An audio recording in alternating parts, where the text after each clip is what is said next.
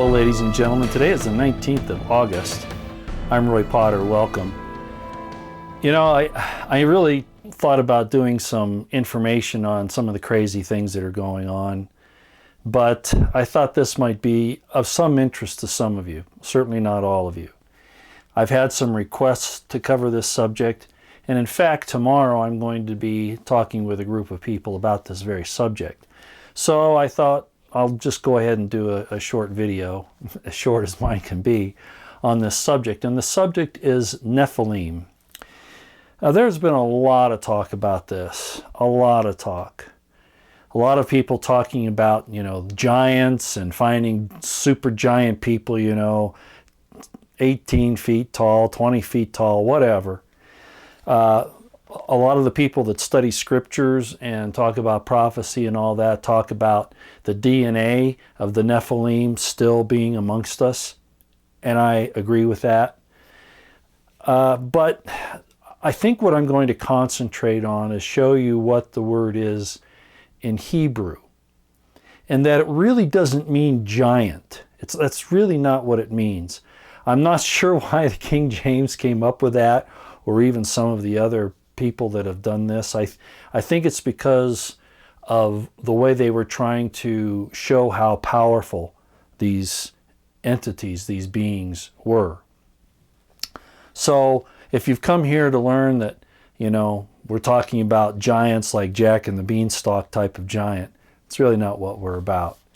And I hope this clears this up a little bit. Now, we have people of huge stature amongst us even today. There are people, men in particular, that get up to, 8, almost 9 feet tall on occasion. And they've been documented even in recent history. But those are genetic, not abnormalities, but they're rare. Now, it could be that the Nephilim were big people. I'm not going to deny that to those of you who would like to think that. Big meaning big-bodied, tall, 10 feet, 12 feet, whatever your notion of that is. But I want to show you what this really is in the Hebrew and why I'm such a stickler about using the Hebrew and going back to the original language and actually breaking down the words. And I've done that before, right? I've talked about rabbinic hermeneutics and the prophetic method, and how the letters mean something in and of themselves. And I'm not going to repeat myself on that. You can go back to some of those videos that I've done so that you know. So let's talk about the word Nephil, which Nephilim comes from. And I don't know if you'll be able to see this too well. The lighting in here isn't really good. I had all the studio lights on. It's just too dang hot, even with the air conditioning on full strength, so you'll have to pardon me. I hope this will do the job. I put some notes over here, which you probably can't see, and they're not important. I'll tell you what they are. Okay, so what we're going back to is Genesis, and it talks about, the fallen angels, and that they saw the daughters of men, that they were fair, and took them to wife, which is a very interesting thing in and of themselves. Right? The sons of God taking the daughters of men. And I'm not going to get into that right now because it'll really affect some of the subject matter, because we'll get off on a tangent. And I want to concentrate on the word Nephilim. So first of all, I'm going to back up just a little bit further, because this gets really interesting. In the first and second chapters of Genesis, it talks about God breathing his spirit into this being, soon to be a being, and that that man became a living soul. In other words, the body and God's spirit breathed into it, man becomes a living soul. The word that's used for soul is this one right here. It's nephesh. Okay, and I wanted to show this to you because it's very, very important. Now, I'm not putting the vowel points in here, Certainly the vowels change the meaning of the word slightly, not always, but to some extent. But all of these were basically using the consonants only, okay? In Nefesh you have Nun, Pe, Shin. Now, Nun and Pe is very interesting because it also shows up in the name of the Nephilim. That's what these are here, okay? These two right here. This one's a little different. We'll talk about that in a few minutes. These two here, that's Nun, Pe, Lamed. Lamed is a flail.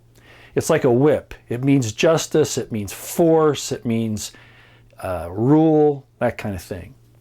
And there's the plural of that is Nephilim, and that's what this yod mem here is on the end. That just shows it's a plural. It's like an S, you know, toys instead of toys in English. The S is the plural.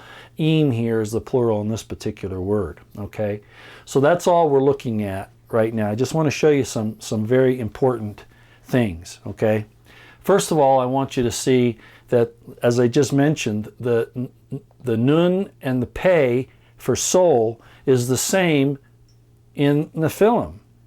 Do you see that? Nun Pe, Nun Pe, Nun Pe. The difference is in the Shin here. This Shin means the fire in the belly, the fire of God, the born, the begotten. That's kind of what it's talking about. And I could tell you a little bit more about the word. As a matter of fact, I'm going to do it right now just a little bit. On each of these little legs in the Shin, there's a little attachment to it that is actually a yod. So this actually tells you, the letter Shin actually shows you where life, especially mankind, comes from and how it's arranged. A lot like the name of God that we know as Jehovah. A lot of you know as Jehovah. Yahweh, some of you pronounce it, but anyway, the YHVH. Those things are very important, and they're very important into understanding what's going on here, because we know that the fallen angels who were told not to do the things that they were doing, but they did it anyway. They crossed over. They went. It's the same family, but it's kind of like having. I'll tell you what it was like. The nearest thing that it would be like your incest. Okay, they came in and performed incest. That's kind of what it is. Fallen angels, because they were. Remember, it talked about them being the sons of God. Saw that the daughters of men were fair and took them to wife, and then their posterity became known as the Nephilim. Well, what that means is here we have the nun for the soul, the pei there, right? But we're missing the shin here. They don't have the soul, the breath of God, the Spirit of God breathed into them. No, what they have is a desire to rule. So in other words, they're soulless, and even if they have souls, they're not begotten. They're not begotten of God, because they've gone outside of the parameters that God has set. And I could get into a lot more depth on that, but I really don't think I should here. For one thing, it would make it too long. This is a very deep and a very complicated subject. Okay, so it talks about in Genesis there, it says, and in those days there were giants in the earth. The giants that they use, that is translated giant, is Nephilim, giants in the earth, who were men of old, men of renown. Well, the idea of renown lends itself to they're famous, they're strong, they're men of authority. Let's see if I can give you a couple of others here.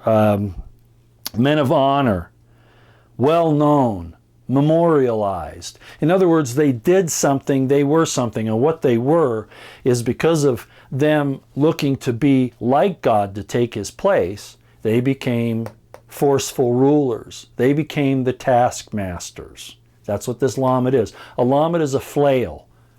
Okay, in the old days, if you look at Egyptian hieroglyphics and Egyptian art and those things, and in some other areas, you'll see the pharaohs holding a shepherd's crook, which in Hebrew is a kof, and a lamed, a flail, lamed flail. So in Hebrew, often God will use the shepherd's crook, kof, the letter kof, and I know you don't know what I'm talking about here right now, but kof means a shepherd hook. In other words, you're a shepherd, you're taking care of the sheep. Lamed is justice, is force. Notice that's all that's in here. So in other words, what they're saying is that these were people that took authority, okay? They took over. It doesn't mean that they were giants in the sense of physical stature, okay? That's not what it's saying. And I know this is going to throw a lot of people insane. They're going to get upset about this. But it's in the Hebrew. It makes perfect sense. The word for giant, meaning like Goliath, that kind of a giant, is Rapha. Resh Pe Aleph. Rapha. The name of the angel Raphael, because he's a big dude, apparently. Raphael's a big angel. That's the actual word for giant. It can also mean taking care.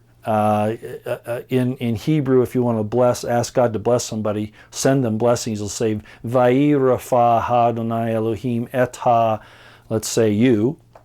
And basically what that's saying is send the blessing, send the healing of the Lord God to you. Okay, so it can mean that as well, but primarily the word for giant is Rapha. It's not Nephil or Nephilim. I wanted to just show that to you because these are very important to understand.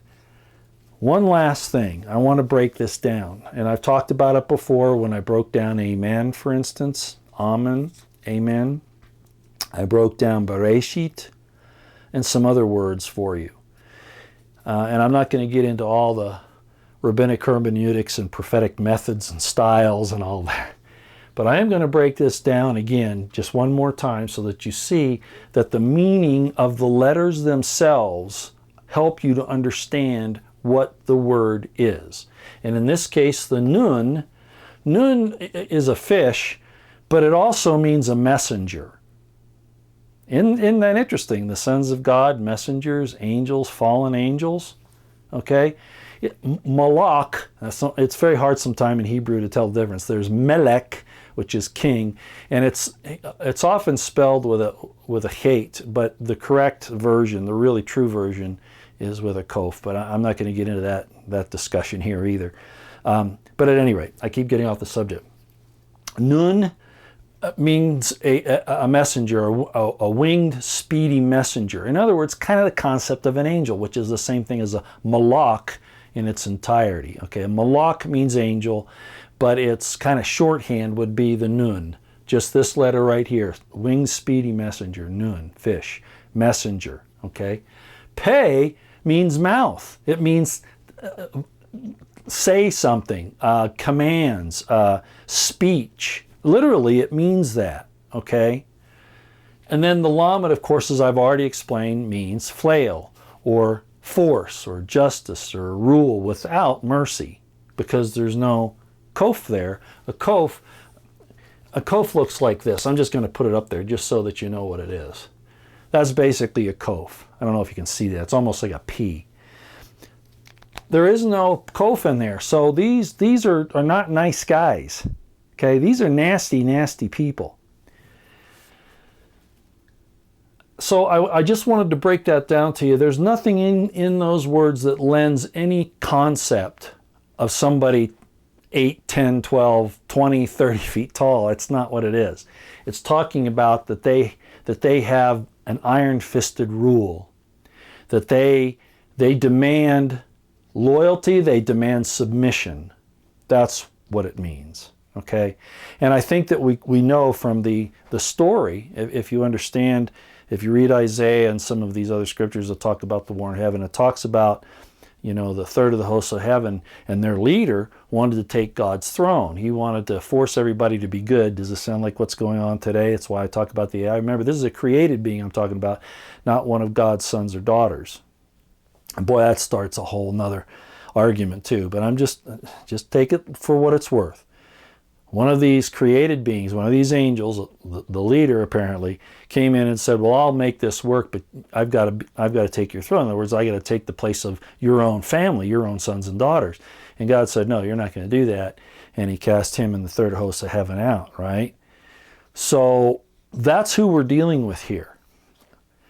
And this is entirely different from most of Christian understanding. Now, I've often told you that I don't tell information based on traditional concepts, because those traditional concepts have not been based on the scriptures themselves.